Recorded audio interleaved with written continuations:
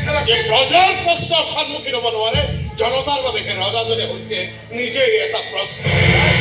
উভয়ে ক্ৰোধ সম্বৰণ কৰক ৰজা প্ৰথমতে প্ৰাণ ৰক্ষা এইবোৰ কি হৈছে মইতো ধৰিব পৰা নাই তাক তেখেতে যাবলৈ দিলে কিয় কৰিব এই সঠিক সিদ্ধান্ত লৈছিল আছিল মই প্ৰকৃততে তোমাৰ এটা পৰীক্ষা ল'ব বিচাৰিছোঁ পৰীক্ষা চবেই চব প্ৰকৃততে চাব বিচাৰিছে যে আত্মসন্মানক লৈ তুমি কিমান সচেতন যে নিজৰ সন্মান ৰক্ষা কৰিব নাজানে তেওঁ এখন দেশ বা এটা জাতিৰ সন্মানক সুৰক্ষা দিয়াত কেতিয়াও সফল হ'ব নোৱাৰে আৰু মই নিশ্চয় আনন্দিত হৈছো যে তুমি তোমাৰ সন্মানৰ স্বাৰ্থত এই ৰাজসিংহাসনকো প্ৰত্যাহ্বান জনাবলৈ সাজু আনকি এজন ৰজাকো তুমি প্ৰশ্ন কৰিবলৈ কুণ্ঠাবোধ কৰা নাই আত্মসন্মান ৰক্ষাৰ খাতিৰত ধন্য তুমি ৰাজী ধন্য পুৰা বহাই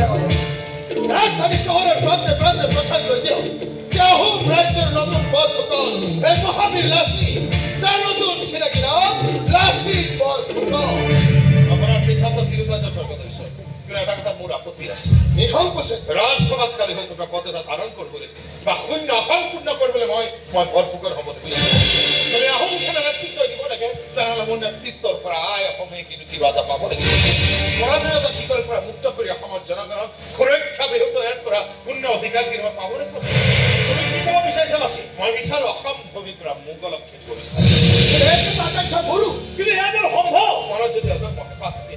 দুচকুত যদি স্থিৰ লক্ষ্য থাকে পৰিজাত যদি কেঁচাতে চুৱাই দিয়া দূৰদমনি হেঁপাহ থাকে তেনেহ'লে সকলো অসম্ভৱকে সম্ভৱ কৰি তুলিব পৰা যায় আমি অসমীয়া কোনো দিনে পৰাধীনতাক প্ৰশ্ৰয় নিদিওঁ আমি স্বাধীন মনেৰে স্বাধীন হৈ জীয়াই থাকিব খোজো স্বাধীনতা আমাৰ সপোন নহয় ই আমাৰ জন্মস্বত্ব অধিকাৰ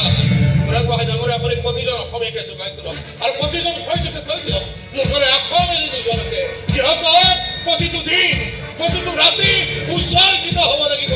আইন অসম ঈশ্বৰৰ সিহঁতৰ চিঞৰত কপি উঠিব লাগিব লুইতৰ বুকু আমি স্বাধীন অসমীয়া